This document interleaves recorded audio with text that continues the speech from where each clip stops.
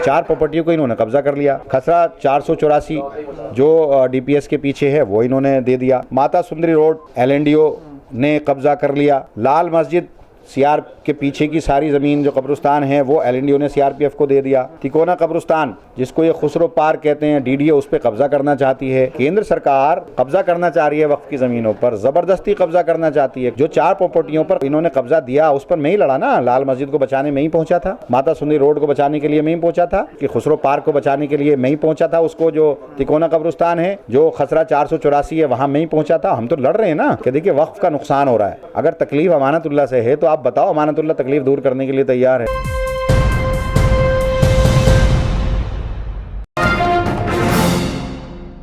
वक्फ की 123 संपत्तियों का मामला पूरी तरह से गरमाया जा रहा है और आज पूरा दिन वक्फ बोर्ड की वो 123 संपत्तियां कि जो सरकारी नोटिस के बाद चर्चा में आ गई हैं, चर्चा का विषय बनी हुई हैं, वो पूरा मुद्दा गरमाया जाता रहा। विपक्ष पूरी तरह से वक्फ बोर्ड के चेयरमैन अमानतुल्लाह खान पर हमलावर है। मेरे साथ बातचीत करने के लिए अमानतुल्लाह खान खुद मौजूद हैं। अमानत भाई, सवाल ये है कि ये जो 123 संपत्तियां हैं जिनको लेकर बार बार बात हो रही है और ये कहा जा रहा है कि लापरवाही बरती गई, संपत्तियों का ख्याल नहीं रखा गया, 2 मेंबर्स कमेटी के सामने पेश नहीं हुए। हमने पहले भी आपसे बात की थी, लेकिन आज पूरा दिन वक्फ बोर्ड छाया रहा। ये देखिए उनका काम अपना है जो करना है।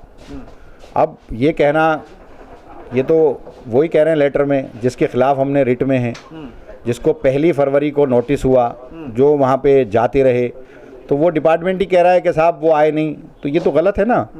हमने तो उन्हीं के खिलाफ पिटीशन, हमने तो जो 2 मेंबर कमेटी है उसके कॉन्स्टिट्यूशन को ही हमने चैलेंज किया, क्योंकि 1 मेंबर कमेटी की जो रिपोर्ट आई थी वो हमारे फेवर में थी, उसको हमसे साझा नहीं किया, ना कोर्ट में साझा किया।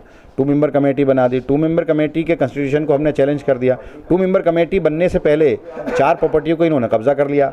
नंबर 1 है खसरा 484 जो डीपीएस के पीछे है वो इन्होंने दे दिया। माता सुंदरी रोड एलएनडीओ ने कब्जा कर लिया। लाल मस्जिद सीआर के पीछे की सारी ज़मीन जो कब्रिस्तान है वो एलएनडीओ ने सीआरपीएफ को दे दिया। तिकोना कब्रिस्तान जिसको ये खुसरो पार्क कहते हैं, डीडीए उस पर कब्जा करना चाहती है। हम लोग कोर्ट में लड़ रहे हैं, तो इन सारी चीज़ों में कोर्ट में लड़ रहे हैं। और कोई ये कहना, मैं तो ये कहना चाहता हूँ कि भाई ये उंगली उठाने का वक्त नहीं है ना। केंद्र सरकार कब्जा करना चाह रही है वक्फ की ज़मीनों पर, ज़बरदस्ती कब्जा करना चाहती है। कोर्ट में होने के ना ये कोर्ट को मानते, ना ये संविधान को मानते, ना ये एक्ट को मानते। तो ये तो अब इस वक्त तो वक्त है कि मिलकर के लड़ाई को लड़ो, हमारा साथ दो। आज ये जो मेरी अपनी प्रॉपर्टी तो नहीं है, तो सब कौम की प्रॉपर्टी है, हम लड़ रहे हैं इसको। अब से पहले जो 4 प्रॉपर्टियों पर कब्जा किया, इन्होंने कब्जा दिया, उस पर मैं ही लड़ा ना। लाल मस्जिद को बचाने में ही पहुंचा था, माता सुंदरी रोड को बचाने के लिए मैं ही पहुंचा था, जो जिसके खुसरो पार्क को बचाने के लिए मैं ही पहुंचा था, उसको जो तिकोना कब्रिस्तान है, जो खसरा 484 है, वहां मैं ही पहुंचा था। हम तो लड़ रहे हैं ना। तो कौन आना चाहिए था? किसको कह रहे हैं आप साथ दो?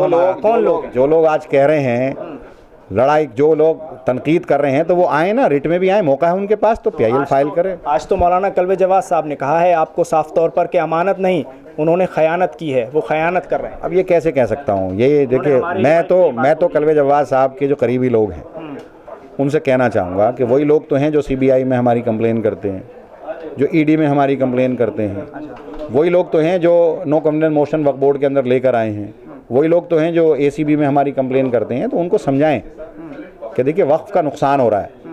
अगर तकलीफ अमानतुल्लाह से है तो आप बताओ, अमानतुल्लाह तकलीफ दूर करने के लिए तैयार है। आपको मुझसे कोई शिकायत है, 24 घंटे मेरे दरवाजे खुले हुए हैं, मैं कोई पर्सनल नहीं हूँ।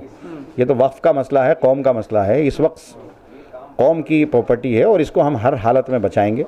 और हमारे साथ तो सबसे बड़ा धोखा कांग्रेस ने किया था कि हमारी ही ज़मीन को हमें लीज पर दे दिया, वहीं से तो विवाद आया। अगर ये हमारी ज़मीन थी तो फिर स्टे इनको क्यों मिला? और इनके खुद के वालिद थे यहाँ पर 5 साल 6 साल, उन्होंने क्या किया?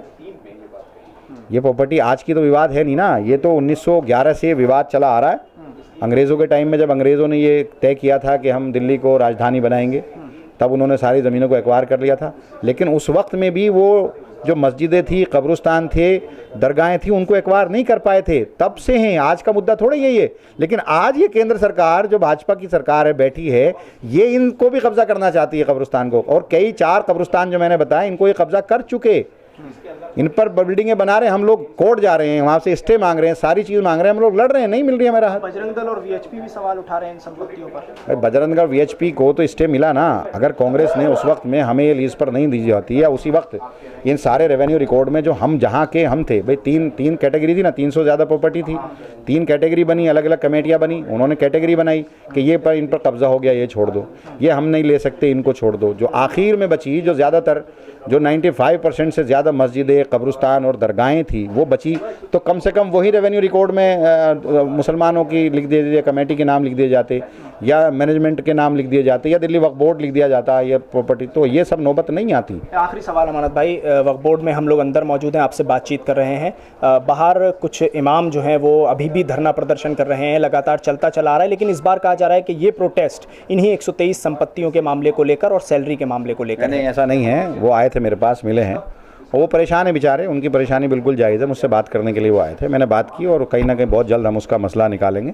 मैंने अपने डिपार्टमेंट के लोगों को, जो मेरे अकाउंटेंट हैं, उनको उन्हीं के साथ में भेजा कि आप जाइए और फाइल को वहाँ से क्लियर कराइए, और क्योंकि सीओ जो है सेक्रेटरी हैं वो साइन नहीं करते हैं, तो मैंने कहा कि उनसे भी आप बात करें, क्योंकि सीओ पे कहीं ना कहीं से दबाव होगा, जिस तरह से सब पर कहीं ना कहीं से दबाव है, तो सीओ भी एक सरकारी अफसर है, तो उन पर भी कहीं ना कहीं दबाव है। मैं तो उनके बेचारों को भी कोई गलती नहीं बताता, लेकिन वो क्योंकि ऊपर के बॉस लोगों का उन्हें हुक्म बजाना है, तो वो बजा रहे हैं बेचारे। तो आपने मुलाकात कर ली है इमामों से जो बाहर? मुलाकात उनसे हो गई है और मैंने उनको मुतमईन किया है कि आप बेफिक्र रहें, आपका मसला ज़रूर हल करेंगे। तो ये धरना खत्म हो जाएगा?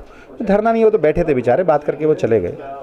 ठीक है, शुक्रिया अमानत भाई बातचीत करने के लिए। दिल्ली वक्फ बोर्ड के चेयरमैन और ओखला से आम आदमी पार्टी के विधायक अमानतुल्लाह खान हमारे साथ मौजूद थे। तो अभी तक जो आरोप लगाए गए और जिस तरह से मौलाना कल्ब जवाद ने ये कहा कि अमानत नहीं, उन्होंने खयानत की है, उनका नाम खयानत होना चाहिए, उस पर भी अमानतुल्लाह खान ने अपना स्पष्ट तौर पर जवाब दिया है और कहा है कि अगर मेरे से किसी की पर्सनली दुश्मनी है तो उसको वो उस तरह निपटाएं, ना कि कौम के मसले को इस तरह से आगे बढ़ाया जाए कि वक्फ की ज़मीनों को नुकसान पहुँचे। दिल्ली से कैमरा पर्सन नाजिम अली के साथ न्यूज़ MX के लिए साहिल नकवी।